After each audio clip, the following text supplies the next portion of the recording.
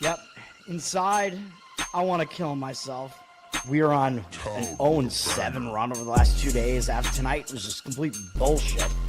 So that's how I'm going to start off this show. Horrible Sunday, 1-5. I don't even know what to tell you about that. I just don't want to do this anymore. I have never seen anything like this, man. With the slump continuing, 2 straight losses, not a good day at all. 0-4.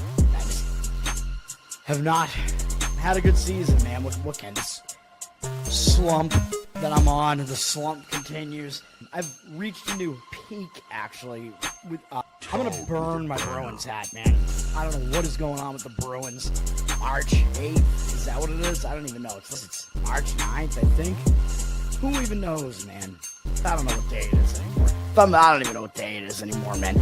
Back with you after the worst day that I could possibly have. Back with you, as I always am. Until I die, at least. 0-2 yesterday, and yesterday did not go well for me. 0-5. The worst month that I've ever had in my 18 years doing this. I don't know what to even tell you about this anymore. Broke the slump yesterday as the slump discontinues. The slump continues. Somebody fucking kill me, please. I don't even know what I should do at this point other than potentially end it all.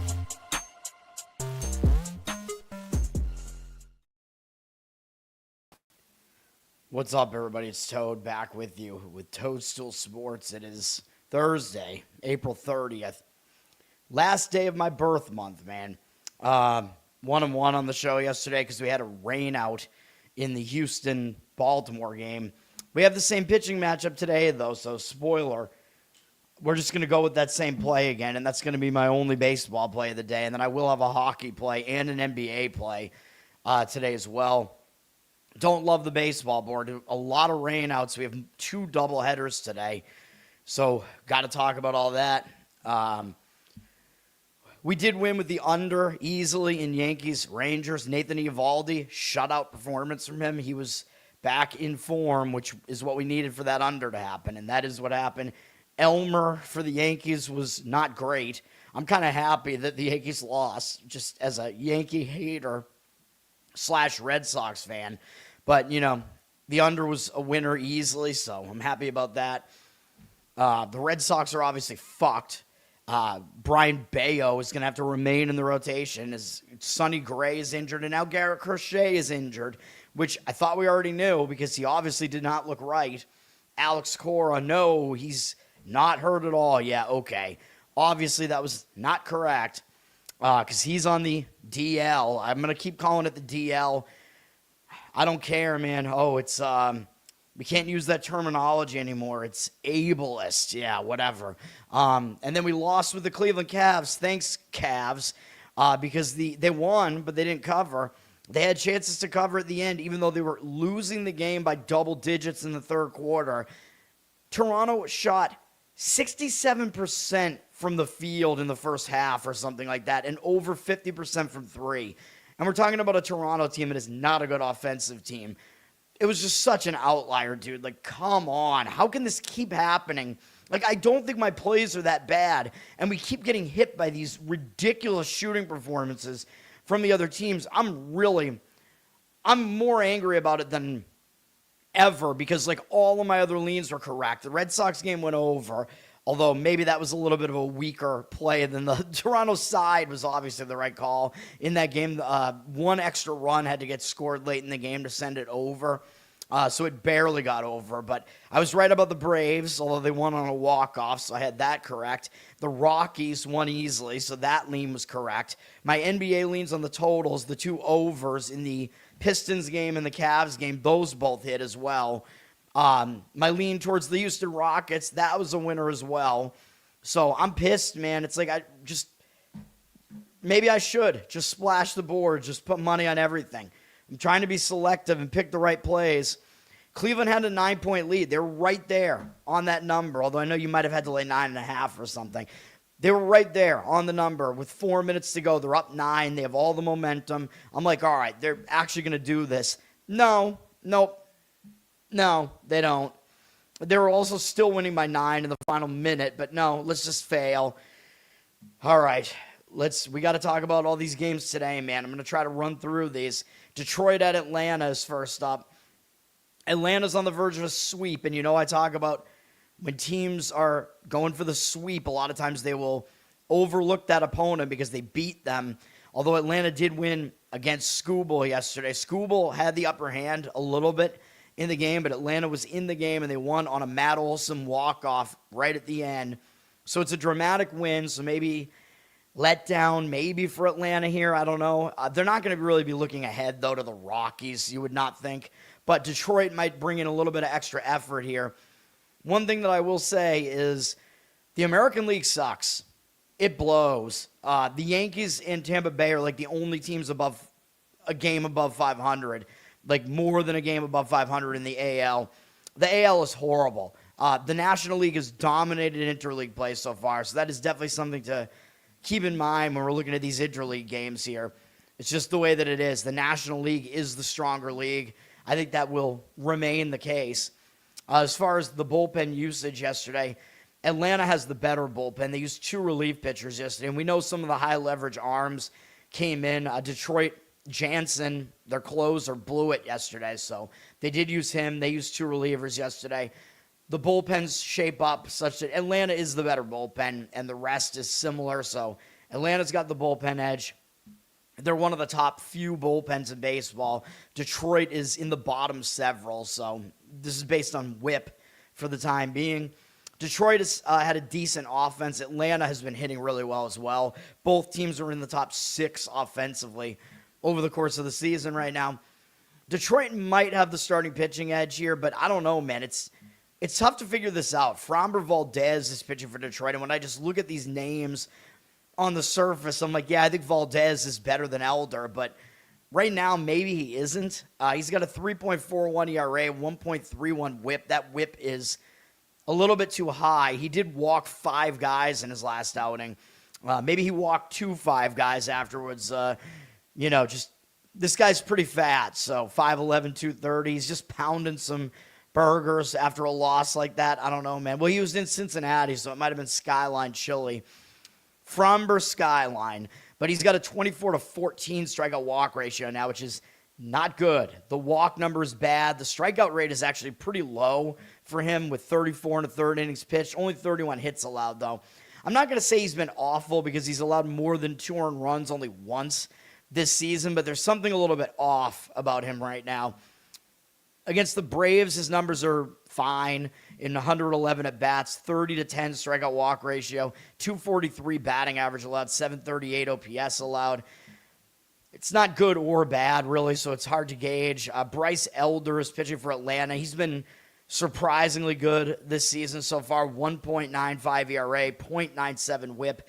I expect regression out of him, though, man. He's not that great of a strikeout guy, 31 strikeouts in 37 innings, but he's only allowed 10 walks, 26 hits, so his numbers are good. He's allowed 3 or fewer earned runs in every outing, although exactly 3 in the last 2, but those were a couple of his deeper outings as well. He's pitching pretty well, man. I mean, there's no way around it, really, even though I don't think he's that good. His numbers have stunk for the last couple of seasons. He might do okay here, though. Detroit only has 20 at-bats against him. Only 6 of their hitters have faced him. They only have 1 extra base hit, which is a Torkelson home run. They have 5 strikeouts, no walks against him, 150 batting average, 450 OPS. I think Atlanta, it does look like they have a little bit of an edge there if you want to look at matchup numbers, even current form. Atlanta at minus 133. Of course, pregame still has not fixed their shit, so we can't see the percentages. And Wager Talk, their odds screen is completely down. So I'm blind. I'm fucking blind here, man. I don't know what to tell you. I'm Stevie Wonder in this shit today. I would lean to Atlanta on the money line in that game probably.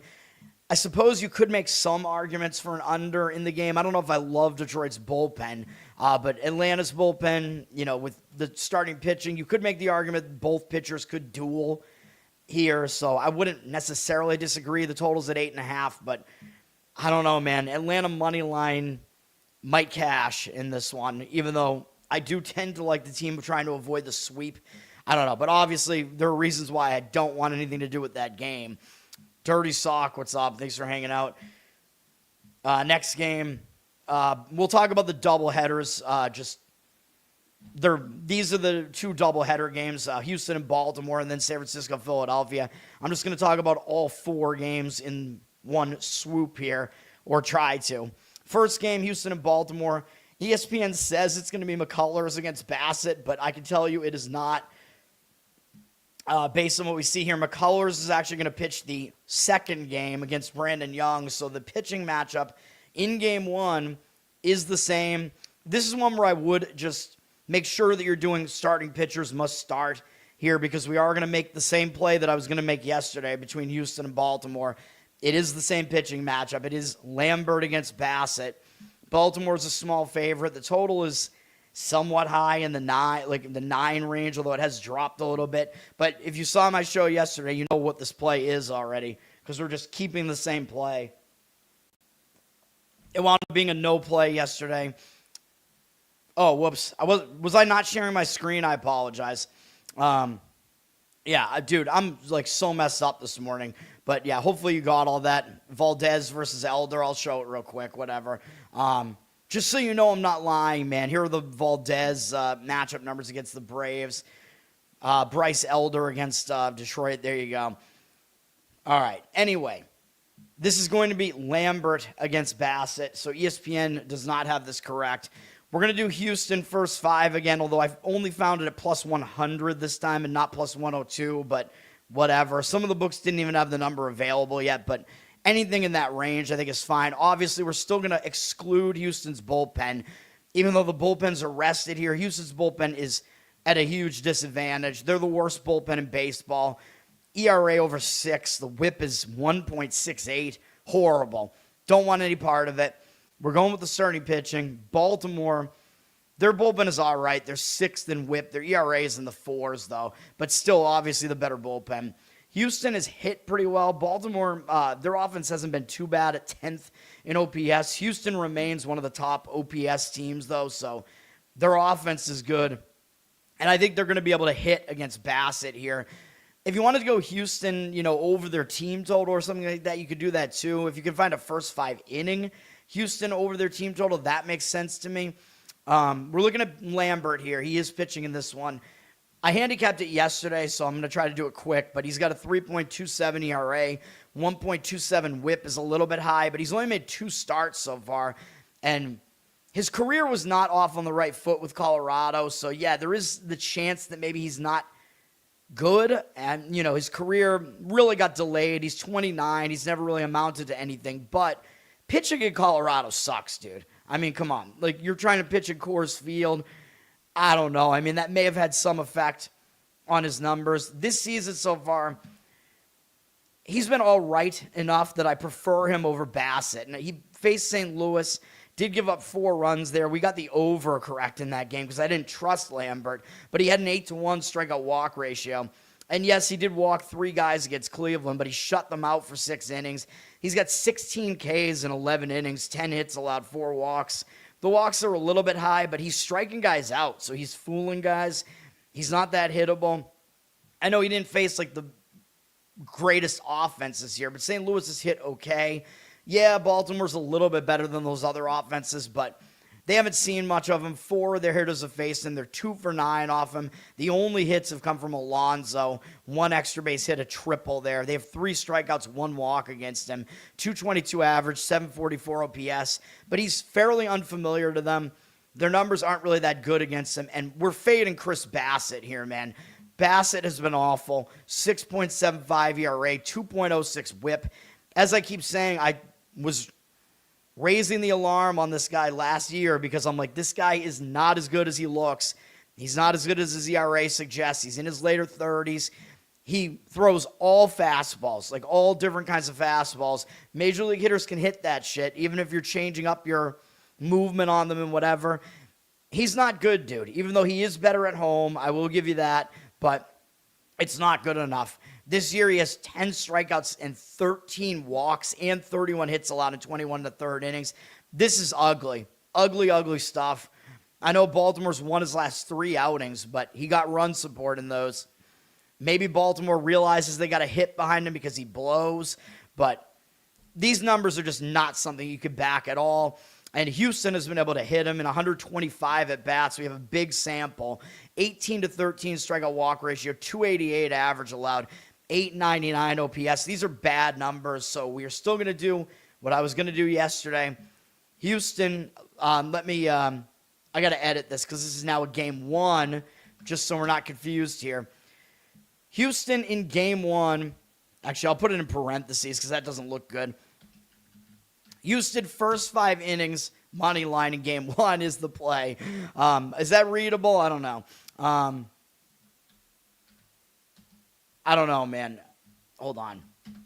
I hate StreamYard. There you go. That's a little bit more readable. The spacing was wrong. All right. Houston, first 5 inning, game one. Make sure it's pitchers listed must start because there is still a chance they swap pitchers here. Right now, it is listed as the one that I want. Lambert against Bassitt. If it's anything else, we'll just not play the game. Mr. Pinsey, what's up? Kyle, what's up? Thanks for hanging out, everybody. All right. The second game of the doubleheader, that means, is going to be Lance McCullers probably against Brandon Young. Lance McCullers has really struggled this year. 6.75 ERA, 1.5 whip. And how hilarious is it that he had one dominant start to open the season against the Boston Red Sox, and Houston's lost all the rest of his games, and he's absolutely been terrible in all the other starts. I feel bad because he used to be a good pitcher. He's not bouncing back from injury very well. He has some games that are good, but he's not trustworthy right now. 24 to 13 strikeout walk ratio, basically 1 hit per inning in 25 and a third innings. Not much to like here from McCullers. Numbers against Baltimore are mediocre, and 28 at bats, 9 to 5 strikeout walk ratio is not very good. 250 average, fine. 792 OPS, not great. Taylor Ward is 3 for 9 with a home run off him, a couple of walks, a couple of strikeouts. Not really, I would not want anything to do with McCullers. He's going up against Brandon Young if these pitching matchups do stand here, and Firefox continues to be a piece of shit with the split view, the shit view. Brandon Young actually has good numbers so far this year, but it's in a very limited sample.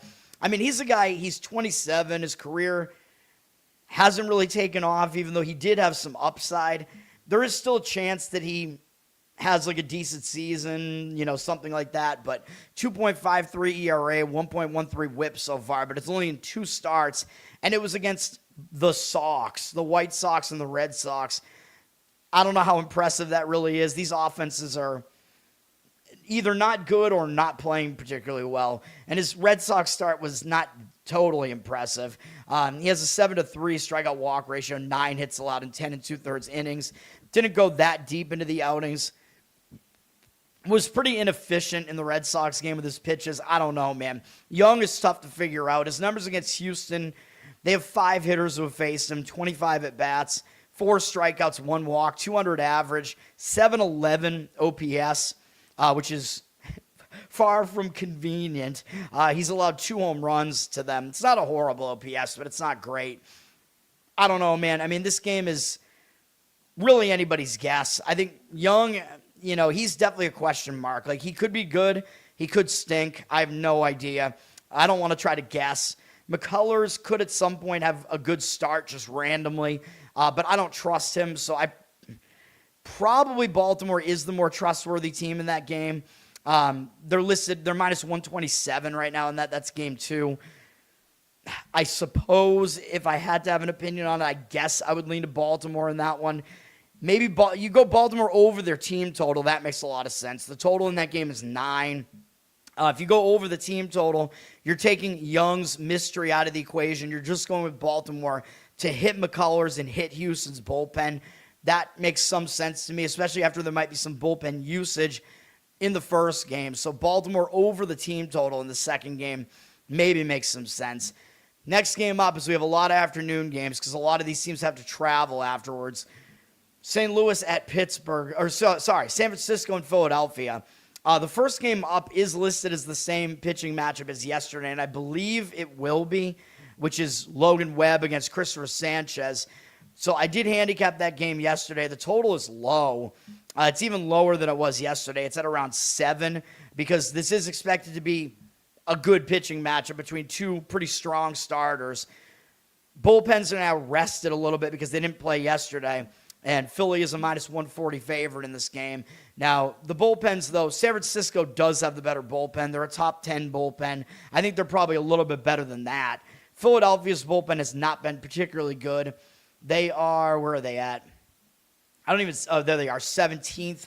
So they're not horrible, but not great. San Francisco has the better bullpen. Philadelphia should have the better offense, but they've really struggled. They're still listed better than the Giants, 27th and 29th, but I think Philadelphia's offense is going to rise and has a much higher ceiling than the Giants' offense does.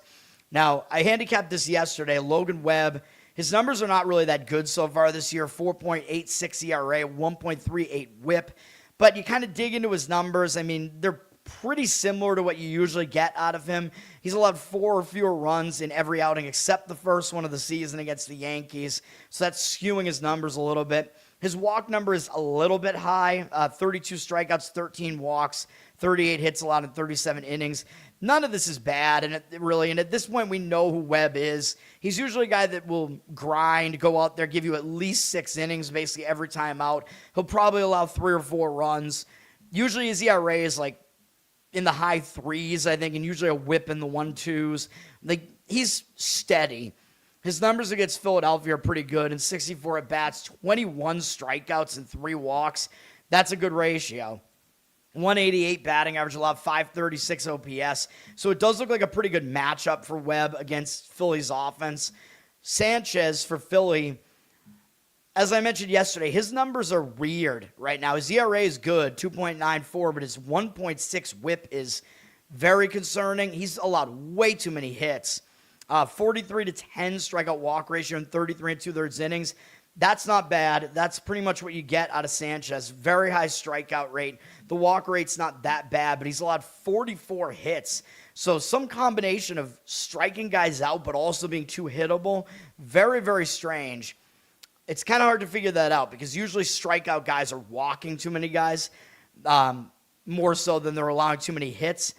Now, Sanchez has been good over the last couple of years, so I don't think that he's as bad as his whip might make it suggest right now, but he's also not pitching as well as his ERA suggests so far this season. He did face San Francisco already, by the way, back on April 7th in San Fran, and he wasn't great. He gave up 11 hits in that game. The other game where he gave up a ton of hits was the last outing against the Cubs. Those were his 2 weakest outings of the season. So I don't know if that means maybe San Francisco's a little bit more familiar with him. They might hit him well this time too. It's possible, or he might pitch better this time and figure something out after that. But his numbers against the Giants are actually not good. In 81 at-bats, 23 to 4 strikeout walk ratio, 296 batting average allowed, and 774 OPS. Not great. So I think Webb does have some matchup edges here. The Giants also have the better bullpen, and these bullpens are now rested. I like San Francisco in game 1, just like I said yesterday. I'm not going to make it a play, but I would lean San Francisco, getting them at a decent underdog price, or I think they might have the pitching edge throughout that game. So that is the way that I would lean there. The second game in the doubleheader is going to be, well, it says undecided here, but I believe it's going to be Adrian Hauser against Andrew Painter. Hauser and Painter, they're a team, dude. Hauser builds the house and Painter paints it. Yeah, there you go. They should be on the same team. But no, this is going to be interesting again, though, because all these pitchers did just face these opponents, too. Except Logan Webb, by the way, actually did not face Philadelphia in that last series. So he might have a little bit of an extra advantage there because Philly did not see him yet this year. But then again, Webb has been around for so long. It's not like they're unfamiliar with him, you know. Where the unfamiliarity becomes no longer an advantage is with Andrew Painter, which I'll talk about in a minute. But I believe Hauser is going to be the starter here it says Hauser here. Let's go with that. We'll assume that is the case, that's who the Giants are going to start here. Hauser hasn't been very good this year. He's been getting housed. 7.36 ERA, 1.79 whip. That's not good. He got blown up bad in his last start against Miami. Maybe he bounces back from that. I mean, he's not quite this bad. He was at least solid last year, so I don't think he's this bad. Maybe kind of getting used to his new environment, but he should be pitching better than this in the games in San Francisco. And he did pitch in San Francisco against Philly, and he didn't do that well in the game. He gave up 4 earned runs in 6 innings on 9 hits, 3 strikeouts, 2 walks. Overall, he has 14 strikeouts, 8 walks, 38 hits allowed in 25 2/3 innings. Yeah, I mean, he's been way too hittable this year. That's not good. San Francisco's lost 4 of his 5 outings. That's all bad. The one that they won was an extra inning win where they scored a lot of runs against a bad Washington pitching staff. Hauser against Philly has actually been all right, though, in 74 at-bats, 230 average, allowed 702 OPS, although, again, too many walks, 20-12 strikeout walk ratio, but 6 of the walks are Schwarber, so I think he just pitches around him probably. Andrew Painter will be going for Philadelphia, and both of these pitchers did just see these opposing hitters.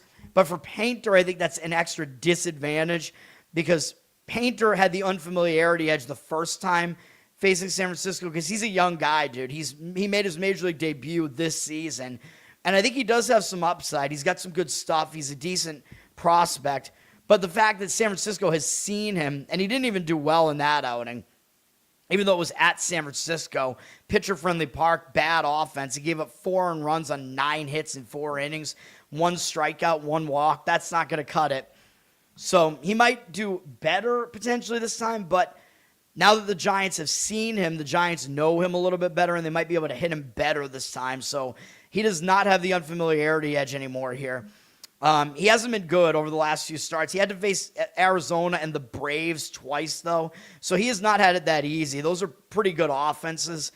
So he, maybe he gets a little bit of a reprieve here facing the Giants again, but he didn't do well the last time against them. 17 at-bats. They have a 471 average against him. 1 strikeout, 1 walk. Like I said, 1,147 OPS.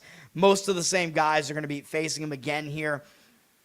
I can't jump on the Painter bandwagon here right now. And also his numbers on the season, 5.25 ERA, 1.5 whip. That's not good, but a 21-6 strikeout walk ratio, that is pretty good. So his command numbers are right on. 24 innings, so the strikeout rate's not that high. 30 hits allowed is really the problem. He's been too hittable, but his command numbers look good, so I'm not going to write Painter off. Like, he might actually pitch okay here. It's a mystery, man. This game is very, very hard to figure out. I don't really have a good opinion on the game at all. I could see it going over. The total, for some reason, was going to be 9.5, and now it's 7. Like, I don't know, man. Like, maybe a worse pitcher was going to be scheduled for this game, and now it's 7. 7 seems low to me in this one. I know these offenses haven't been hitting, but it's the second game of the doubleheader. The bullpens might get used in the first game. Again, it's hard to handicap because you don't know what the bullpens are going to do in the first game, but I don't know how much we trust either of these pitchers right now. 7 seems slightly low, even though when the books throw up a 7, they're telling you this is going to be a low-scoring game, but I don't know, man. I might lean over in that game. All right. St. Louis and Pittsburgh. Pittsburgh is trying to avoid a 4-game sweep. I think they've been a favorite in every game in the series at home, and they're about to get swept by St. Louis, although I don't think they're going to get swept. I think they're going to win this game because Paul Skenes is pitching. They couldn't get it done yesterday. They lost again. Now, again, these teams that are trying to avoid the sweep, though, they usually give you motivation. I don't think St. Louis is a good team. I am so sick of that Firefox split screen shit. Oh, my God. St. Louis, I don't know who they play next, but, they've already won the series, so it is possible they start looking ahead to the Dodgers next. They play the Dodgers starting tomorrow back at home, so that might be a look ahead. Looking at the bullpen usage here, which, remember, I didn't look at the bullpens for those other teams that are in the doubleheaders because they're all rested. They all didn't play yesterday. Pittsburgh used 4 relief pitchers yesterday. St. Louis does not have a good bullpen. They used 4 as well, it looks like. I'm going to give Pittsburgh a little bit of a bullpen edge. They're not great, but they're at 12th. That's not really too bad in whip. St. Louis is 23rd with an ERA over 5. Pittsburgh does have the better bullpen. St. Louis is 11th in hitting, though. Pittsburgh 19th in OPS, but I still don't know if I totally buy this St. Louis offense here. St. Louis has our old pal from Boston, the Yankee hater, Hunter Dobbins. I like this guy, dude, because he has some real animosity towards the Yankees, which I like. The Red Sox got rid of him, though. Last year, he had a 4.13 ERA, 1.28 whip with the Red Sox. Mediocre stuff. He's not awful. He was mostly pitching in a starting role. I think he might have pitched out of the bullpen a little bit as well. But now he's on a new team. He's on St. Louis, and he hasn't pitched yet this year. I don't know. I didn't look at his minor league numbers because I decided I didn't want to play this game anyway. But he's unfamiliar to Pittsburgh. Only Mangum and O'Hearn have ever faced him. They're 1 for 3 off him. Mangum's single is the only hit. They have no strikeouts, no walks against him. But overall, he might have a little bit of an unfamiliarity edge against them. He's a mediocre pitcher, but he doesn't go in and blow guys away, though, but he's steady-ish. But, of course, he has to go up against Paul Skenes, which is not an easy task to try to outpitch Skenes. Skenes, even after his absolute blow-up in the first game of the season, he's got a 2.48 ERA and .72 whip. We get it. He's elite. 30-7 strikeout walk ratio, 14 hits allowed in 29 innings. Not much to say here. He's Paul Skenes. Since that really bad opening start, he's allowed 1 or 0 earned runs in every other outing, and the Pirates have won 4 of his 5 outings, and the only one they lost was a game where there was a rain delay in the middle of it, and they took him out when he was pitching a shutout, and then they lost in extra innings, so that wasn't even his fault.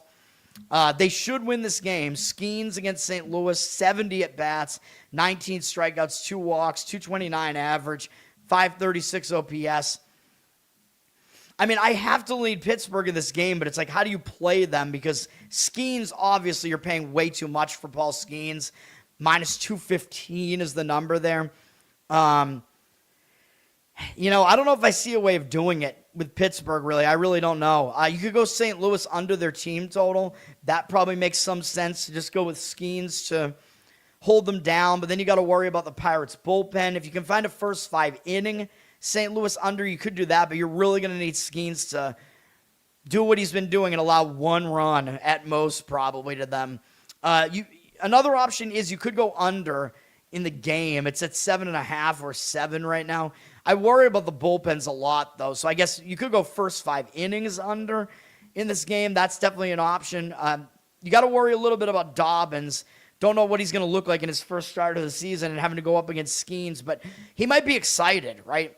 Oh my God, I get to be back in the majors and I get to face one of the best pitchers in baseball. That might get him excited to try to want to pitch better and duel Skenes here. So first 5 under makes sense to me here. I think Pittsburgh's going to win the game, but you're really going to charge way too much for it. So I don't know, man. If you put it in a moneyline parlay or whatever, I guess you could do that if you want to have something on Pittsburgh there to win the game. Colorado at Cincinnati. This is an ESPN Unlimited game. Still in the afternoon. Most of the games are afternoon. I got this game right yesterday. Colorado won 13-2 yesterday. Sugano, again, didn't pitch too bad. And Brandon Williamson, I'm pretty sure, totally imploded in that game. Cincinnati, you got to think they're in bounce-back mode here, though. These teams have split the series so far. Both teams should show up here.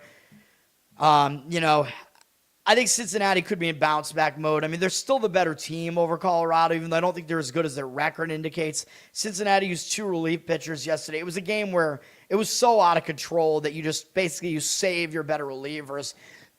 Although Colorado kind of didn't. They used Bernardino, Mejia, Hergen. I think those are some of their better relievers. Bernardino, Red Sox should not have let him go. Yeah, I don't know, man. So Colorado, I think they are at a little bit of a bullpen disadvantage here, although the Reds have fallen off a bit. Their bullpen whip is pretty bad. They're now 19th, even though their bullpen ERA still looks okay. Colorado's 14th, mediocre bullpen. I would say both bullpens are mediocre. It's hard to say which one is really better. Reds' offense has not been that good. They're at 21st right now in OPS. Colorado is up to 9th after yesterday's explosion. I think probably, Colorado is a little bit better offensively. And Colorado has Michael Lorenzen starting. His overall numbers pretty bad, 5.97 ERA, 1.85 WHIP, but he's a Rockies pitcher, so you have to look at his home road splits, which I should start doing again for every pitcher. We're into a month into the season. I start looking at the splits because they mean more. He's got an 8.56 ERA in Coors Field, but away from Coors, 3.6. So he's obviously way better outside of Coors Field. Coors Field, again, it's just a lot of pitchers don't do well there. He's a reasonable pitcher away from home at the very least, and we're away from home here for him, although we're in a hitter-friendly Cincinnati park, but still probably better for him than Coors. He's got overall a 19-6 strikeout walk ratio, which isn't that bad. Not a lot of strikeouts, though, in 28 and 2/3 innings. But the problem is he's allowed 47 hits, which is way too many hits. Bordering on almost allowing 2 per inning. You can't do that. So there are definitely some concerns here still with Lorenzen. Numbers against Cincinnati are not terrible. In 53 at-bats, 12-3 strikeout walk ratio, 264 batting average allowed, 676 OPS. I don't hate that. He might actually pitch okay here. Andrew Abbott is pitching for the Reds. I think he's the better of the two pitchers. Like, if you just look at his career, his numbers over his career have been pretty solid and way better than what we've seen so far this year. I don't know what's happening with him this year. 6.59 ERA, 1.78 WHIP.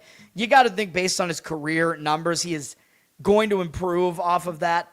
I mean, it's hard not to. He's never really been a strikeout guy, but his walk number is very concerning, and his hit number is also really concerning. 19-13 strikeout walk ratio with 38 hits allowed in 28 and 2/3 innings. That's not good.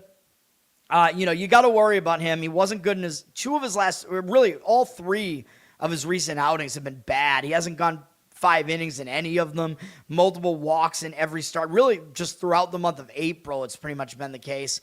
He had one really good start, and of course it was against the Red Sox to start the season. Other than that, not great. Numbers against Colorado are pretty good, though. In 39 at-bats, 13-4 strikeout walk ratio, 205 batting average allowed, 689 OPS. Oh, my God. The total is pretty high here. It's at 9. I think that neither starting pitcher is as bad as their overall numbers look. It's a high total, and I know I always say that when the books put a total out there that's that high, they're telling you the game's going to be high scoring, you should go over, but I don't know. I might lean under in this game. Maybe first 5 innings if you don't like the bullpen. So the bullpens aren't that bad. You get the key number of 9. Again, Lorenzen is definitely much better away from home. Abbott is better than his numbers look so far. And they both have decent matchup numbers, so I could see this game going under, especially after offensive explosions in these games so far. Both of these games have hit at least 9. So, we might be in store for a little bit of offensive regression here, especially on the side of Colorado. So, yeah, I'd probably lean under in that game, even though usually I'm going to go over a high total like that. But Cincinnati's minus 159 on the money line, down from minus 180. It looks like some of the money is hitting Colorado there. I'm not so sure about that. I probably still do prefer Abbott generally over Lorenzen. Matchup numbers look fine to me as well. Cincinnati trying to bounce back, I should say, from yesterday's horrible performance. I'll probably slightly lean Cincinnati. Washington at the Mets, kind of similar here, where these teams have split the series so far in blowouts. The Mets won 8-0 in the first game. They lost 14-2 yesterday. Another correct lean for me yesterday. How awesome. I told you guys I leaned first 5 innings Washington in that game yesterday, and we were correct about that. David Peterson got absolutely destroyed in that game. And by the way, I forgot to mention, Peterson had been skipped in the rotation, I think the last 2 times he came up. That's how bad he is. So I feel vindicated, and I know some of the other professional bettors were in agreement with me on that Peterson was never anywhere near as good as his numbers looked. He's a train wreck, dude. He's awful. But anyway, One thing, by the way, I also forgot to mention, Philadelphia fired their manager 2 games ago, so I forgot to mention that. I should have mentioned that back the first game. They've only played 1 game with them. They have, I believe their manager is Don Mattingly now. They won their only game under him so far, so I talk about that. I talked about it with the Red Sox. When a team fires their coach or manager, a lot of times it sparks the team because they didn't like playing for that manager. They want to prove that they're not the problem and that the manager or coach was, you know what I mean? So they did play well, so that's something. That bump might continue, you know what I mean? The spark for Philadelphia may continue here, but I do still like Logan Webb in that first game instead. But just something of note, Philadelphia has a new manager there. Philly and the Red Sox off to horrible starts this year and wasting no time doing that. Anyway, back to Washington and the Mets here. As far as the bullpen usage yesterday, the Mets used 2 basically long relief men yesterday, so that's not really a concern. Their high leverage arms will be available, although that includes the atrocious Devin Williams, who I believe is still their closer. Whatever. Washington, they have a lousy bullpen. They used 3 relief pitchers yesterday. Not really anybody too noteworthy there either. Washington's bullpen stinks, though. They're 24th in whip. Still have a 5 ERA. Mets have the better bullpen. They're 15th. I mean, their ERA is over 4 now, so their bullpen isn't exactly great, but it is slightly better. Well, more than slightly better. So the Mets have the better bullpen for sure. The hitting has not been good for the Mets. They're still at the very bottom in OPS. They have a lot of injuries, though, and Soto has come back, but they still have other injuries. So, once they get healthy, I think you're going to see their offense get better. But right now, that is not the case. Washington's offense has hit pretty well this season. They're at 11th. I don't expect them to be this good. They've fallen off a little bit, but they are the better offense right now. Miles Mikolas is pitching for Washington, though. This looks like a huge huge pitching mismatch, huge pissing mishmash. Miles Mikolas is terrible, dude. He's pitching for Washington, 8.49 ERA, 1.84 whip.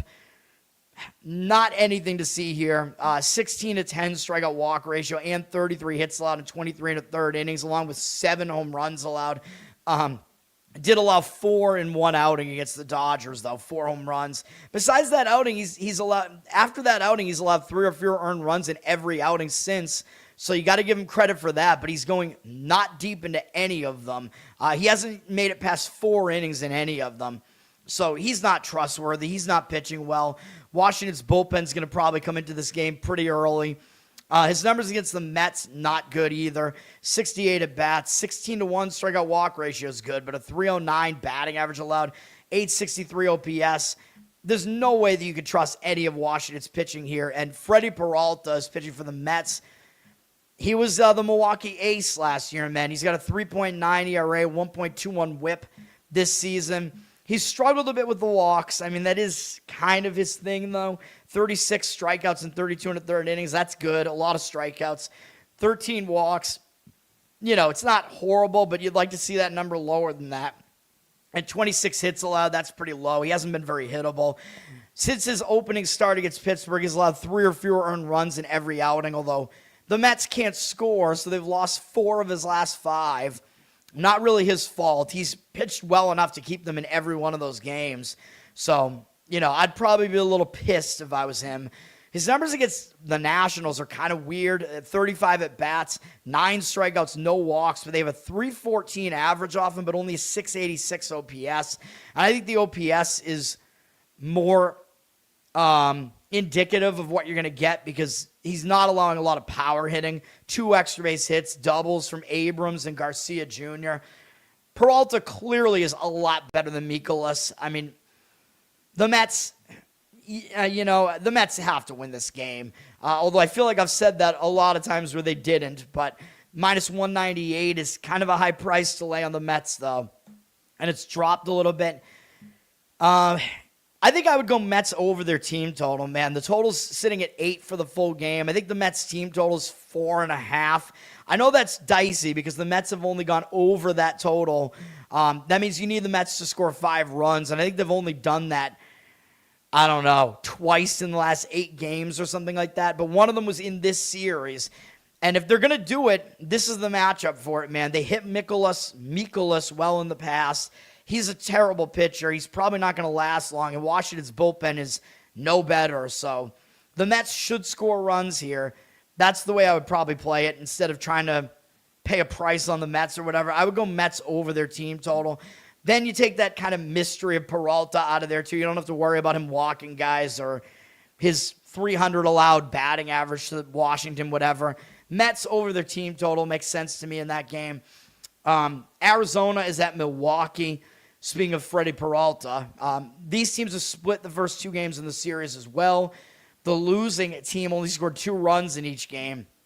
This looks like a good starting pitching matchup on the surface, but I'm not entirely so sure about that. When you look at the matchup numbers, Milwaukee used 3 relief pitchers yesterday. Arizona used 4. And I do not like Arizona's bullpen, even though they're still 4th in WHIP. They got almost a 5 bullpen ERA. I don't like it, man. I don't think their bullpen is good. I really don't. Brewers' bullpen has not been great either, though. They're at 22nd in WHIP, but their ERA is below 4, so there are some indicators Milwaukee does have the better of the 2 bullpens. Hitting-wise, Arizona's been pretty good. They're 7th in offense, so we'll give them an offensive edge. The Brewers have struggled at 25th, but then again, they've been dealing with offensive injuries as well. Michael Soroka, pitching for Arizona, he's been good this season. He's a real mystery, dude. Like last year, he had some really weird numbers where his numbers were good overall. I thought he had like really significant home road splits last year, but I guess not. I think at some point he did. He was good at home, better at home than on the road last year. And he's on the road here now, but the Diamondbacks have a hitter-friendly ballpark, so he might not be mad about pitching on the road. But then again, look at his splits this year. He has a 6.35 road ERA. So he's been bad on the road this year. He just seems to be a home guy, man. Some guys are, like Kikuchi. That's just the way it is. Soroka pitches a lot better at home. 2.6 ERA, 1.116 WHIP overall. Those are good numbers. He's only made 1 road start, though. And it really wasn't that bad, though. He had 10 strikeouts, which matched his season high against Philadelphia. Gave up 4 earned runs, but it was kind of unlucky. It was on 5 hits, 2 walks, so I don't even think that start was that bad. So I don't really dislike Soroka coming into this game. He's got a really nice 34-7 strikeout walk ratio and 25 hits allowed in 27 2/3 innings. Those numbers are all good. However, his numbers against the Brewers are bad. It's only a 20 at-bat sample size, though, but 4-4 strikeout walk ratio, 400 batting average allowed, 950 OPS. Those are not great numbers, so he might be fadeable here. Brandon Woodruff, I trust more than Soroka because he just has more of a career showing you what he is. He's pitched pretty well again this year so far from Milwaukee. 3.77 ERA, 1.01 WHIP. He's only had 1 start where he allowed more than 3 earned runs, and it was against the Red Sox, hilariously. And the Red Sox still didn't win that game. Overall, he's got a 23-6 strikeout walk ratio and 28 2/3 innings, 23 hits allowed. Usually he is a better strikeout pitcher than this, but he's been pretty good this season, man. So I think that might continue here, but his numbers against Arizona are kind of mediocre in 63 at-bats, 12-6 strikeout walk ratio, 270 batting average allowed, 778 OPS allowed. This Arizona lineup is one of the ones that has had the ability to actually get to Woodruff a bit. Total in this game is low. I think it's expected to be a pitching duel. It's at 7.5, and I did see, based on Action Network, it looked like money was coming in on the under in this game. The arguments for it, obviously, we have 2 good starting pitchers here. If I was going to go under, I'd probably go first 5 inning on it, though. I don't really trust the bullpens. I could definitely see this thing going full game over, and you could maybe potentially see at least one of these pitchers not do as well as expected. I think I kind of lean Milwaukee, though, at -120. I think Woodruff is just more trustworthy than Soroka, and Soroka is not good on the road. So, yeah, I would lean Milwaukee probably in that game. Kansas City at Sacramento, at the A's, at the Homeless. The A's won the game yesterday 5-2, so these teams have split the series so far, and both games went under the total. So we have not seen an offensive explosion in this series, even though it is a very hitter-friendly ballpark here. Will we finally see an over here? I don't know, because coming into this series, the A's home games were 9-1 to the over, and both games in this series have gone under, partially because the Royals don't have a good offense. But other than that, you'd expect that these games would not have been this low scoring. Although there have been some decent starting pitchers pitching in this. Well, I don't know, really. I mean, Walker is decent, but I don't know. Maybe besides him, not really. I don't know. Kansas City used 3 relief pitchers yesterday. Their bullpen's been surprisingly bad this year. The A's used 2. Kansas City's bullpen is second worst in WHIP and one of the worst ERAs, too, so they're not trustworthy right now. The A's are not very good either in the bullpen at 21st. A bit better than Kansas City, surprisingly, but still not very good. Both bullpens are definitely something you could fade here. The A's offense has started to hit a bit. They're at 14th in offense. Royals 17th. Both offenses have come a little bit alive recently, but I think the A's do have the better offense here. Noah Cameron pitching for Kansas City. I think he tends to be a little bit better at home. He had a good season. I think it was his first season in the majors last year. He was pretty solid. This year he struggled a bit. 5.13 ERA, 1.52 WHIP. Overall, though, his numbers don't look that bad. 23-9 strikeout walk ratio. It is a few too many walks. 31 hits allowed in 26 1/3 innings is the biggest problem, the number of hits allowed. I don't think he's that bad, though. One of his 2 bad starts was against the Yankees on the road, so you can't really blame him for that. He is a bit worse on the road, though, 5.59 road ERA, so pitching in the A's stadium might not be that great. I don't know if he pitched here last year. He did, actually. He wasn't great. He pitched literally his last game of the season last year. He pitched in this stadium, and he lasted 4 2/3, gave up 3 earned runs on 4 hits. No home runs allowed, but he walked 4 guys, 6 strikeouts. So I don't know. That's not that great. Overall, against the A's, his numbers are not that bad, though. In 28 at-bats, 9-5 strikeout walk ratio, 250 batting average allowed, and 721 OPS. That's not horrible. I mean, there's a chance he does okay here. Jeffrey Springs is pitching for the A's. His numbers look surprisingly good. 3.79 ERA, 1.01 WHIP. But with the A's stadium, you got to look and see how bad is this guy in this stadium. He's definitely worse at home. 4.67 home ERA. This stadium just ruins pitchers, dude.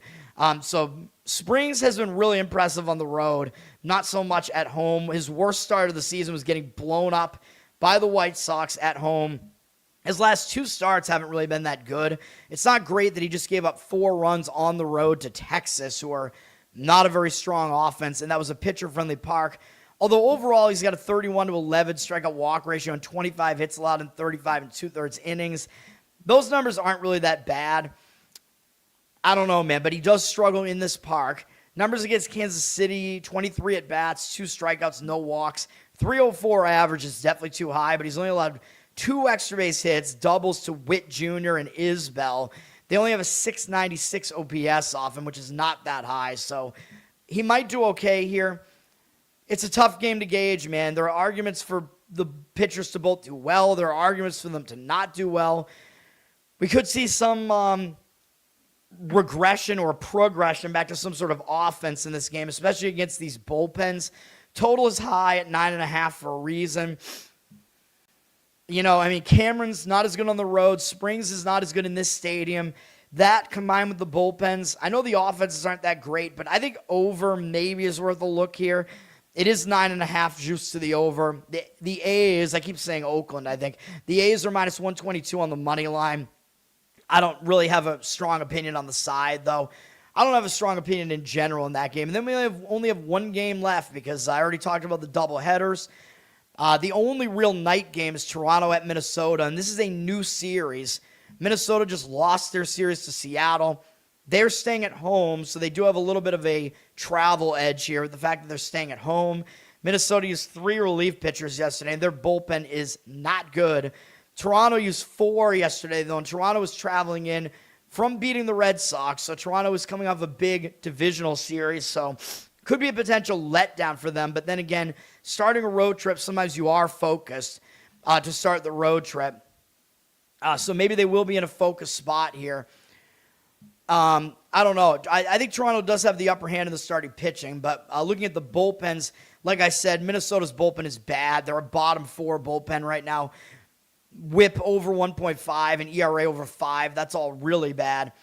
Toronto's bullpen has been a bit better. They're at 11th. They're not a terrific bullpen, but definitely better than Minnesota's. Hitting-wise, Minnesota's hit better than Toronto this year. They're 15th. I don't know if I totally buy it, though. Toronto's down at 23rd. Toronto's had some offensive injuries. I think you could make the argument Toronto does have the better bats in their lineup, though, at least when they're healthy. I don't know if they are really that healthy right now, though.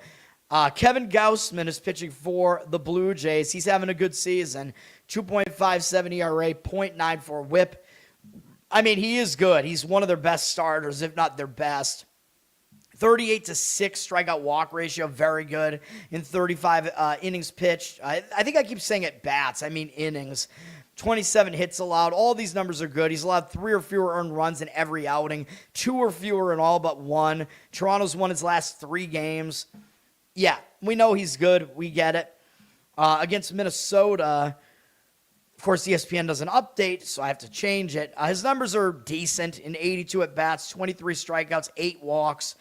A few too many walks, but whatever. 244 batting average, allowed 738 OPS. It's a little bit high. Really, it's because Josh Bell does a lot of damage here. 7 for 21 with 2 doubles and a home run. And Royce Lewis, 5 for 9 with 2 home runs. Other than that, not a ton going on there against him, but I think he definitely has the ability to pitch okay here. Minnesota is going with the resurgent Bailey Ober, who actually has been pitching pretty well again this year. Dude, he's a very, very streaky pitcher. Like, he looks really good for long stretches where his command numbers look really good, whatever. Then he, like, completely drops off and has these miserable stretches. So it's like, what are you going to get out of him? I don't know. But overall, his numbers are pretty good this year. 3.94 ERA, 1.16 WHIP, 27-11 strikeout walk ratio is not great, but, you know, it's not horrible. 26 hits allowed in 32 innings. That's good. He hasn't been that hittable. He's allowed 4 or fewer earned runs in every outing. He's gone at least 6 innings in his last 3 outings. He's pitching all right now. Going against Toronto, he does have good numbers against Toronto in 94 at-bats, a huge sample. 27-4 strikeout walk ratio, 191 average allowed, 565 OPS. So he has good numbers against Toronto. You know, I have my concerns with Ober that he might fall apart at some point. I think Gausman is the more trustworthy pitcher, although Gausman has the lesser numbers here. There are arguments that Toronto's in a good spot. There are some arguments they're not in a good spot here. I think under first 5 innings does make sense here. I think you could get a pitching duel early on in this game. Both pitchers look like they match up okay. I don't like the bullpens, so total for the full game is at 8. Toronto's minus 135 for whatever that's worth. You do get Minnesota as a bit of an underdog here, but they're definitely not the better team. So obviously Toronto's the better team with the better starter on the mound. But under first 5 innings makes some sense to me in that game. And that is it for baseball. All right, we're going to go to hockey in a minute. There are only 2 hockey games. I will give out a play in one of them, and then I have an NBA play, but you know me, you probably already know what my NBA play is. I'll be back in 1 second.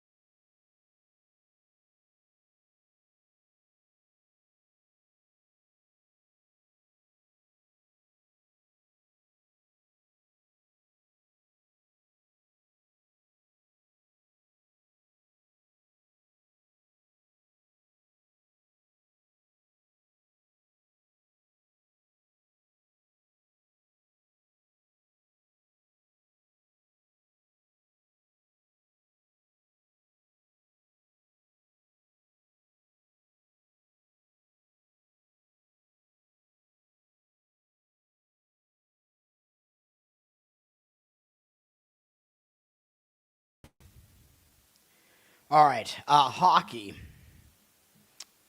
First game up is, hold on, I'm going to close some of these tabs here. Dude, we need those market percentage numbers to come back, man. I hate this. First game up is Dallas, Minnesota. Minnesota leads the series 3-2, and the series goes back to Minnesota. These games are on TNT, True TV, HBO Max. I know I have Dallas winning this series in my bracket, but then losing to Colorado. By the way, Colorado, Carolina, and Philadelphia now have all advanced already. So congratulations to those teams. I got all 3 of those correct in the bracket, but 2 of them were pretty easy, big favorites. And then NBA, the only teams that have advanced in the NBA, by the way, are Oklahoma City and San Antonio. So congratulations to those teams as well. Obviously, I had those correct in my bracket. Anyway, Dallas, Minnesota. This has been a tight series, though, man. Most of the games of the series have been very hotly contested. Minnesota had one blowout win. I thought it was misleading, and I gave you guys a winner on Dallas in Game 2. I don't think I've given out another play. I've been treading very lightly in hockey, but to the tune of a 3-1-1 result, which is better than I think I'm 5-6 in the NBA playoffs, and I'm better. Usually, I'm really good in the NBA playoffs. I feel like we're getting really screwed in the NBA playoffs. But anyway, both teams are going to show up here. I mean, you got Dallas as an underdog trying to avoid elimination. Minnesota does not want to have to go back to Dallas, but I could see the arguments for Dallas here, though, because they're an underdog facing elimination. So you know you're going to get the effort out of them. And Dallas has faced situations like this before. They're the more experienced team. There wasn't really anything misleading about Minnesota's win in the last game. This is not going to be my play, by the way. Minnesota did have a 3-1 lead in the game. They put an empty netter in at the end. The statistics were fairly close, but they all were a little bit in favor of Minnesota. I think I still kind of lean Dallas here, though. Minnesota's minus 123. You know, having 2 shots to win one game, like the urgency is clearly on the side of Dallas, and you're getting them as the dog. So, you know, for me, that's kind of the way I lean here. But I know I said the opposite in the Philly game yesterday. I just thought Philly was the better team. In this series, I think Dallas might be the slightly better team still, though. They have more experience, like I said. Although, you know, Minnesota, Volstead has been doing well in net for them, but Ottinger is not to be written off either, you know. The next game up will be where I have a play, and we're getting a nice underdog price here on this, so I'm just going to say, yeah, let's do it.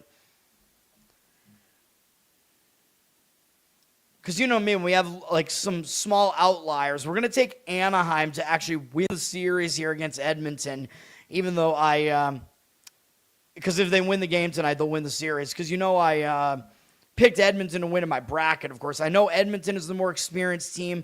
I get it, but Edmonton, they have some major issues, man. They're not good at goaltending. They're not good at defense.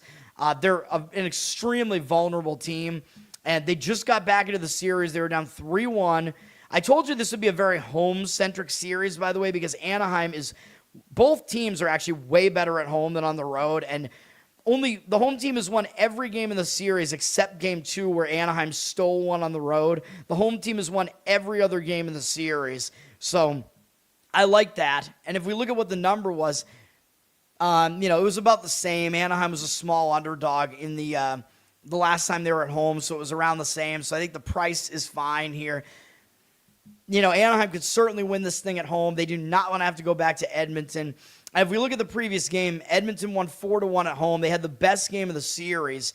But if you look at the game, Edmonton only had 20 shots, dude. That doesn't really make me that confident, even though, yes, they won a lot of the faceoffs, 62%. So they were kind of the better team in the game, and they had more hits, but not by much. They're usually not as physical of a team.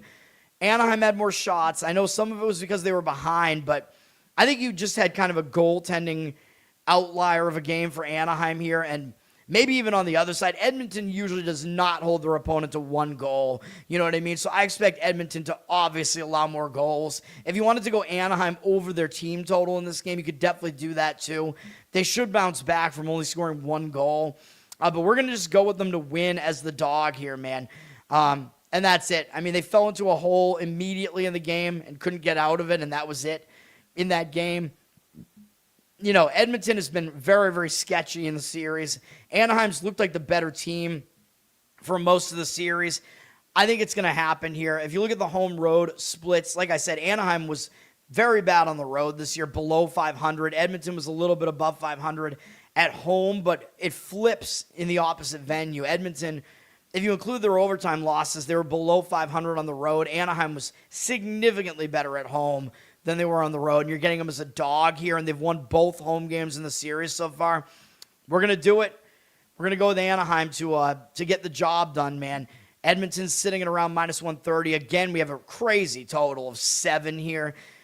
You know, I mean, every game in the series except for the last one, I think, has gone over the total in this series, or at least landed right on the total.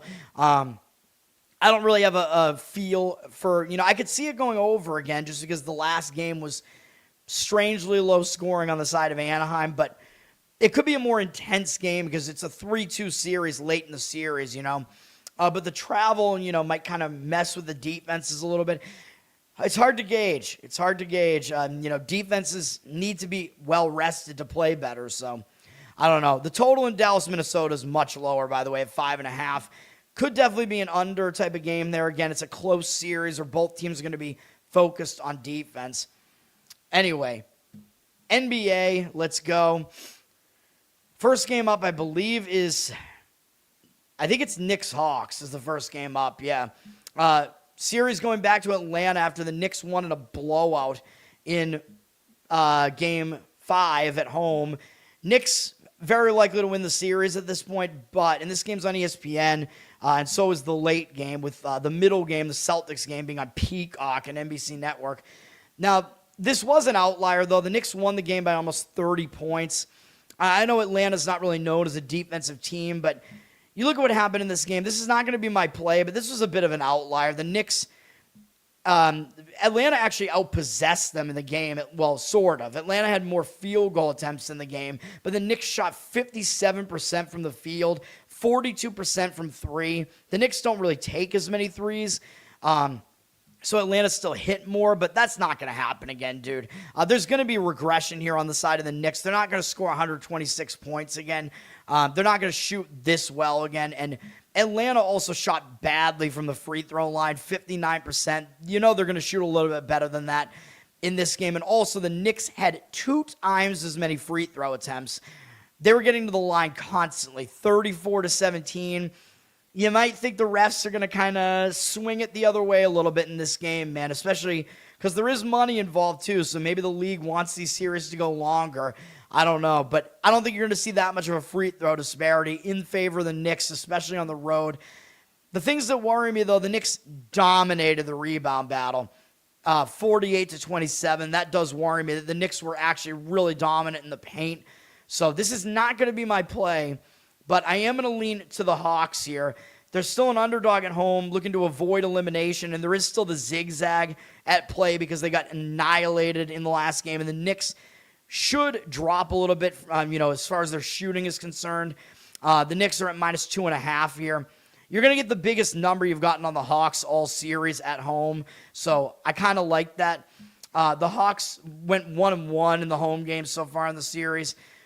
They got blown out in one of them, kind of, but whatever. The 2 regular season games, the Hawks only lost both of them by 3, I think, to the Knicks at home. So getting them at plus 2.5 or 3, I would lean that way. I would lean to the Hawks there. Totals at 214. I don't have a good gauge on the total, but what I will say is that Knicks under their team total makes some sense. I don't know what the number is. I just throw out these team totals, and my gauge on the team totals has actually been good, so maybe I should start playing them. Never really been my thing, though. The Knicks team total is pretty low, though. It's at 108.5.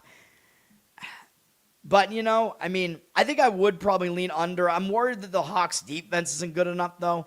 The Knicks, let me see. They've gone over that total 3 out of the 5 games in the series, it looks like. The Knicks team total has gone over, so I don't know, man.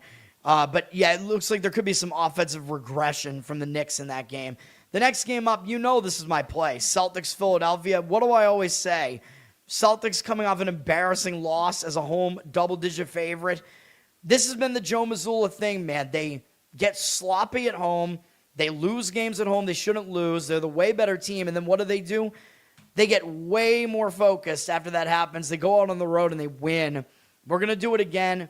I know we barely got there with the other one when we did this in game 3, but we're going to do it again. The Celtics did win in a blowout in the other road game this series. They're 2-0 on the road in the series. They covered the lower numbers in the first game, covered every number in the second game. We're getting a lower number here, too, at -6, although that is because Joel Embiid is playing. So I believe the second game actually did go off around 6 or 5.5 when Embiid came back. So that is being factored into the number, but still, this is a prime spot for the Celtics, dude. I think the money initially is coming in on the Celtics. I would you got to find at least 6, or at most lay 6.5 on this. You know what I mean? Don't lay more than 6.5. I think you can find 6s readily out there, though. I already played this morning. This will be an actual bet for me as well. Again, there are a lot of outliers here. I mean, the Celtics are obviously the better team. They were a double-digit favorite at home, and they're winning most of this game as well. The Celtics had a double-digit lead in the third quarter of the game. They were winning by 11 in the third quarter, and then they had the worst fourth quarter you'll ever see. Like, they were down 2 early in the fourth. They were down 3 a little bit into the fourth, and then they didn't score for, what is that? They missed like 14 field goal attempts in a row. They gave up 12 unanswered points, and the Celtics did not score for a span of like 5 minutes. You know that's not going to happen again. And overall, the Celtics had a bad shooting performance. Philly shot 50% from the field. That's kind of unlikely to happen again against a good Celtic defense. Celtics only shot 40%, which is a bit low for them. 28% from 3. You know the Celtics typically shoot like 38% from 3, so that's going to be a positive regression point for the Celtics. And so they actually hit fewer threes than Philly in the game. Don't think that's going to happen again. And the Celtics were 61% from the free throw line in the game. Another point that should progress back to some sort of mean. Obviously, no NBA team shoots that bad from the free throw line. The Celtics are not a particularly bad free throw shooting team, obviously. So I think they're, in fact, actually fairly good. So that's going to turn around as well. The Celtics did win the rebound battle, although slightly. Again, they led more of the game. You know, they had so many chances to win this game. They had the worst fourth quarter you'll ever see, dude. Scoring 11 points in the fourth quarter because of all the shit that I already pointed out. This looks like another, it's just so easy to do it at this point, man. We better get it right, because this is just a thing the Celtics do all the time in the Missoula era. They lose at home, have horrible, lackluster performances. They get very complacent, coming off a blowout win. Then they get punched in the mouth, and then what do? They bounce back, and they have a good performance in the next game. That's what I think is going to happen. I like the Celtics here. We're going to lay the points. It's a prime spot. Basically, I'm going to do it every time, dude. It's been, basically in the entire Missoula era, every time the Celtics lose as a favorite at home, I'm swinging back, and I'm going to just play them in the next game. That's what we're going to do. Especially on the road, though. The Celtics have been really good on the road in the playoffs in the Missoula era, and just really good off a loss as well. And in non-game twos, they're also really good as well. As I pointed out, in that game 3, the Celtics are 3-4 straight up in game twos in the Missoula era. And they're, I guess after they won game 3-4 and then lost game 5, they're now 22-6, I think, in non-game twos in the Missoula era. So there you go. And then the last game is Denver at Minnesota, and Denver is now a 5.5-point, actually 6-point road favorite, down from 6.5 because of all the Minnesota injuries. Anthony Edwards is not coming back. Dante DiVincenzo not coming back. Minnesota, they're hurting right now, man. If they're going to win this series, though, they have to do it here. They're the underdog at home. They do not want to have to go back on the road and be a double-digit dog. If Denver wins this game, they're going to win the series. That's just the way that it is. Denver won the last game by double digits at home. They covered, but barely, I think. I think they were 11.5-point favorites here. If you look into the box score here, Denver did shoot a little bit more than you'd expect. Both teams shot well, though.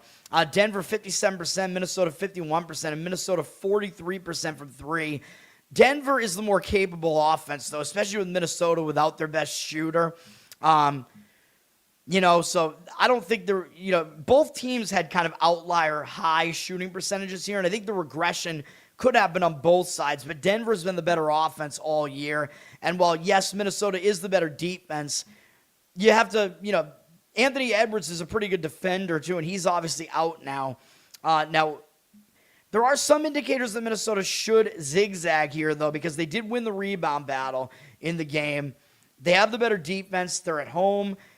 They basically have to win this game. You're going to get the urgency out of them. They're an underdog at home. Maybe the line's a little bit too big, but it is also the second game without their star players, or without Edwards and DiVincenzo. So the injured player spot came in the last game. And, I talk about that. A team will step up their level of play that first game without those star players. But then the game after that, sometimes they take a step back. So I don't want anything to do with this game, though. It's a very, very difficult game to figure out. I think an under makes sense in this game. And again, I think I was correct about the over, although I said Denver team total over in the last game, and I'm pretty sure that was correct. But because both teams shot better than you would think that they should, even Denver, under makes sense to me in this game. The T-Wolves need the game to be an under game if they're going to try to win the game. They cannot win in a shootout against the Nuggets, especially without Anthony Edwards. If this game's a high-scoring game, the T-Wolves cannot win that game. So they need it to be a lower-scoring game, and they might be able to do that at home. It's easier to slow the game down. The total's at 225.5. I'm going to lean under in this game. I'll slightly lean to the T-Wolves, but I really don't love that. And then Celtics 76ers, I don't have a good gauge on the total.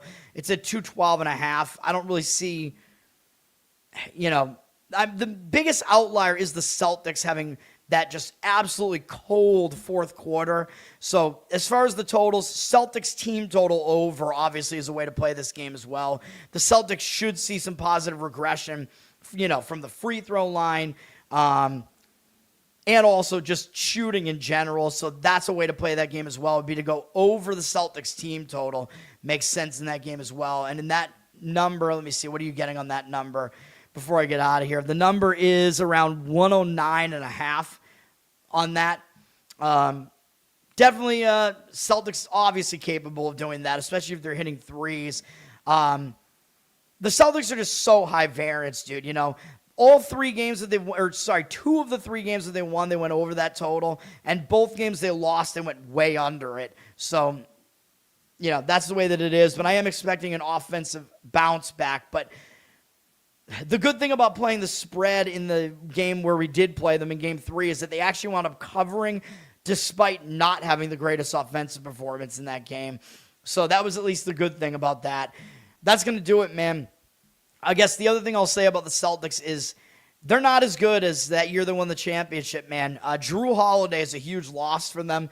Porzingis, maybe not as much. I mean, he just wasn't playing that much for the Celtics when they made that run. He was injured a lot, but Drew Holiday is a huge loss for the Celtics. They just don't really have, that distribution guy.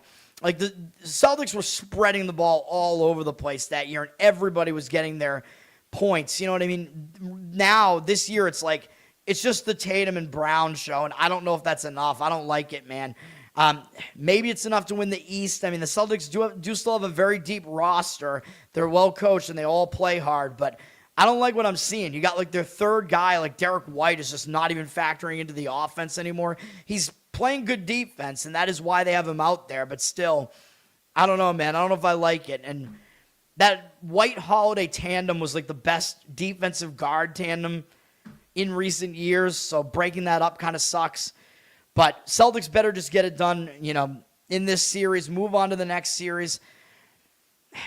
Yeah, we'll see what happens. That's going to do it. Once again, the plays are Game 1, Houston Astros, first 5 innings money line. That's the do it so that listed starting pitchers must start. That's Lambert against Bassitt. We have the Anaheim Ducks on the money line, and we have the Celtics minus the points. That's it. Learn to Tone on Twitter. Learn to Tone on Instagram. You can subscribe on Twitter as well if you want to help me that way. Subscribe to the channel here. We got to get more eyes on this thing, man. Tell everybody about it. I'll be back to do Kentucky Derby probably tomorrow. So check it out. Be subscribed, and then you'll get the notifications for it. We're on audio, Apple, Spotify. Give me good reviews. Listen over there. That helps out. And on Spreaker as well. All the audio platforms. We have Covered in Uke is my Uke channel on YouTube. You can check that out. Patreon.com/LearnToToad if you want to support me that way. Losercast, another fun episode this week with, I forget the guy's name already. Ski, whatever the hell his name is. That guy. He's been clipping a lot of the stuff from the show and putting it out on Twitter. So go give that guy a follow. His podcast, I don't know. Go check his Twitter. You'll see what his podcast is. He's got a pod as well. But Losercast, you can check that out. And then the G-Spot Giants podcast, which we'll be doing more content once the football season starts. But we'll see if we're going to have a draft recap show or not. That's going to do it. Peace.